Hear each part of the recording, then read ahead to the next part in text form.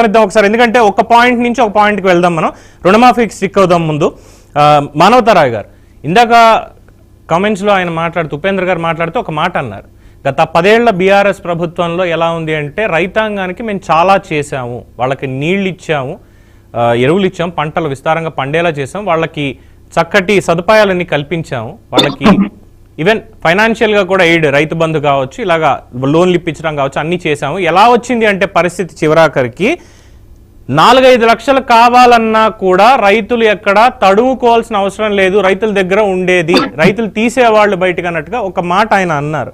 నాకు ఇక్కడ సామాన్యుడిగా ఒక ప్రశ్న వస్తుంది, మీరే చెప్పాలి, ప్రభుత్వంలో ఉన్నారు కాబట్టి.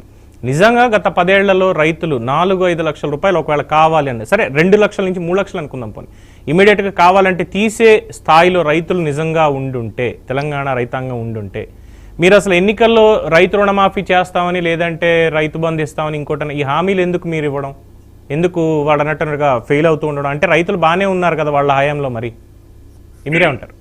అంటే బీఆర్ఎస్ పార్టీకి ఓడిపోయాక రైతులు గుర్తించారు.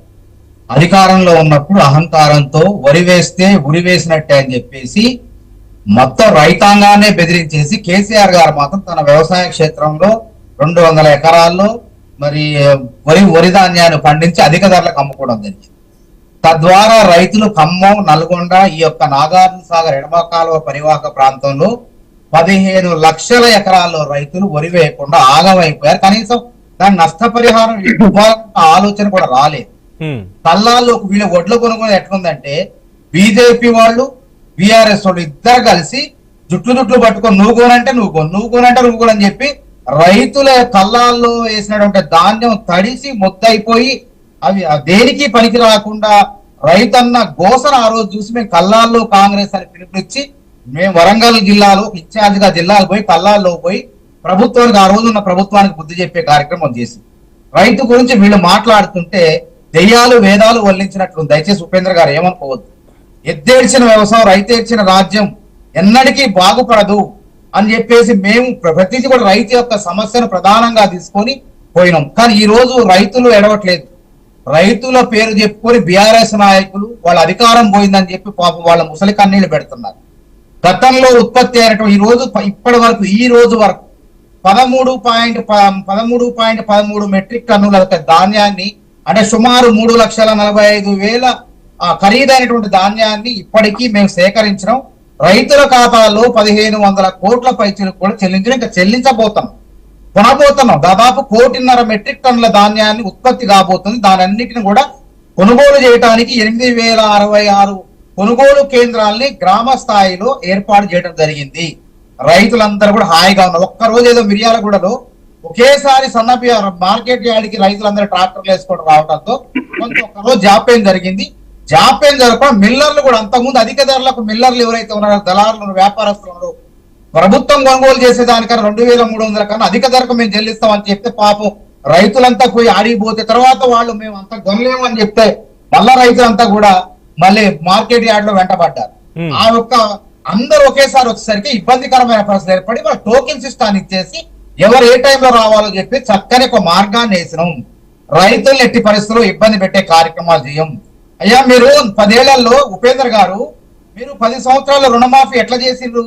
1,00,000 రూపాయల రుణమాఫీని 10 సంవత్సరాల్లో మీరు చేయలేకపోయారు. చివరికి మేము పోరాటం చేయంగా వాళ్ళ ఖాతాల్లో 4 సార్లు 10 ఏళ్లలో 4 సార్లు వేయటం మూలంగా అసలు చెల్లించినటువంటి డబ్బులు వడ్డీకే సరిపోయింది. బ్యాంకర్లు మొత్తం రైతుకు ఏ విధంగా కూడా ఉపయోగపడలేదు మీరు ఇచ్చిన 1,00,000 రూపాయలు. కాబట్టి మీ రుణమాఫీకి మా రుణమాఫీకి నక్కకి నాగలోకానికి తేడా ఉంది. మేము ఆగస్టు నెలలో వేద్దాం అనుకున్నాం. 3 సార్లలో 22,30,000 మంది రైతుల ఖాతాల్లో 18,000 కోట్లు డబ్బులు వేయటం జరిగింది. మొత్తం మీరు గతంలో మీరు 10 ఏళ్లలో ఎంతమంది రైతుల ఖాతాల్లో వేశారు? మీ దగ్గర గణాంకాలు ఉన్నాయా? మా దగ్గర ఉన్నాయి. మీకు గుర్తుందా లేదా మేము చెప్తాం. మీరు 1,00,000 రూపాయల రుణమాఫీ చేసిన లెక్క 26 లక్షల మందికి మాత్రమే. అంతకన్నా 40 లక్షలు 50 లక్షలు అంటే కాంగ్రెస్ ప్రభుత్వాన్ని ఇబ్బంది పెట్టి ఇరుకొని పెట్టే ప్రయత్నం. రైతులు బాగు చేసే కార్యక్రమాలు మాట్లాడండి, మీ రాజకీయ ప్రయోజనాలు పక్కన పెట్టండి. వాస్తవాలు ఇకనైనా అధికారం కోల్పోయిన తర్వాత నిర్మాణాత్మక ప్రతిపక్షంగా వ్యవహరించండి. ఇంకా మేము మళ్ళీ ఎందుకు రాలేదంటే అది బ్యాంకర్ల తప్పిదాల మూలంగా, ఆధార్ కార్డుల లోపాల మూలంగా, వ్యవసాయ అధికారులు జాబితా చేర్చుకోవటం మూలం కొన్ని తప్పిదాలు జరిగింది. ఆ తప్పిదాలను కూడా గుర్తించడం, దరఖాస్తులు తీసుకున్నాం. రేపు డిసెంబర్ చివరి లోపు కూడా ఆ ముచ్చట కూడా రైతన్నలు కూడా ఆనందంగా ఉంటారు, అందరూ హాయిగా ఉన్నారు. పాపం బీఆర్ఎస్ వాళ్ళకే నిద్ర పట్టట్లేదు. ఒక పక్క అవినీతి కేసులు వచ్చు, ఇంకో పక్క రైతుల దగ్గర రానిట్లేదు, కృత్రిమ ఉద్యమాలు చేసి కనీసం కాంగ్రెస్ పార్టీని బద్నాం చేసే ప్రయత్నాలు చేస్తాయి. ఇక రైతు భరోసా మాది, వాళ్ళ రైతు బంధు ఎవరికి ఇచ్చారండి? రైతు బంధు మల్లారెడ్డి లాంటి కుబేరుడు, రాళ్లకి, రప్పలకి, రియల్ ఎస్టేట్ వ్యాపారులకి. ఇది అసలు ప్రజాధనం అనుకున్నారా? మీ సొంత జేబులో డబ్బులు అనుకున్నారా? ఏమనుకున్నారు? అసలు ఎవరికి సంక్షేమ పథకాలు ఇవ్వాలి? అవసరమా చెప్పండి? అందుకే మేము కూడా జాగ్రత్తగా 15,000 కోట్లు వాళ్ళ దగ్గర పెట్టాం. ఈ రుణమాఫీ పూర్తిగా 4 లక్షల మంది కూడా డిసెంబర్కి అయిపోయిన తర్వాత 7,500 కోసం రైతు ఎదురు చూడండి. వరి పంట వేయాలన్నా, నాటు వేయాలన్నా ఆ 7,500 కూలీల ఖర్చులు కూడా సరిపోయి ఇప్పుడున్న పరిస్థితులు. కాకపోతే చేదోడు వాదు వాళ్ళు 5,000 ఇచ్చారు కాబట్టి అతి పెద్దది రుణమాఫీ కాబట్టి రుణమాఫీ చేశాం. మేము 7,500 అనేది కూడా చేయబోతున్నాం. కాకపోతే ఇక్కడ కరాఖండిగా వాస్తవాలు చెప్తున్నాం.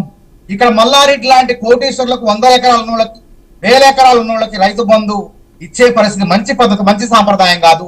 దీన్ని ప్రజాస్వామ్యవాదులు అందరూ కూడా మరి దీన్ని అభినందించాలి, ప్రోత్సహించాలి. అందుకే మేము చాలా జాగ్రత్తగా నిజమైన రైతు పేదన్న లేవు, నిజంగా వ్యవసాయం చేసే రైతన్నలు వాళ్ళకు కూడా ఇవ్వబోతున్నాం. ఇక రైతు కూలీలు, పనికి ఎవరైతే భూములు లేనటువంటి కూలీలు ఉన్నారో వాళ్ళకు కూడా మొన్న 2,91,000 కోట్ల 159 కోట్ల బడ్జెట్ లో ఏడాదికి 12,000 ఇచ్చే కార్యక్రమాన్ని కూడా ఈ ఏడాది నుంచి ఇప్పుడే ప్రారంభిస్తాం. అక్కడ కూడా మీకు అవకాశం ఇయ్యం, మీరు అక్కడ కూడా భంగపాటు తప్పదు. ఇంకా ఏదిగా నిరుద్యోగ సమస్య మీద పడ్డారు పాపం. నిరుద్యోగులు పరీక్షలు పెట్టాలి కానీ ఇక్కడ పరీక్షలు పెట్టవే చేత కాలేదు. 16 ప్రశ్నాపత్రాలు లీక్. జాబ్ క్యాలెండర్ మీద నిరుద్యోగ జేఏసీగా కొట్లాడిన ముందు డిమాండ్ జాబ్ క్యాలెండర్. మానవతరాయ్ గారు రైతు రుణమాఫీ అనే దాన్ని ఫినిష్ చేసేద్దాం, తర్వాత మిగతా సమస్యల్లోకి వెళ్దాం. రైతు రుణమాఫీ కూడా ఇంకెక్కడ ఉంది వివాదం?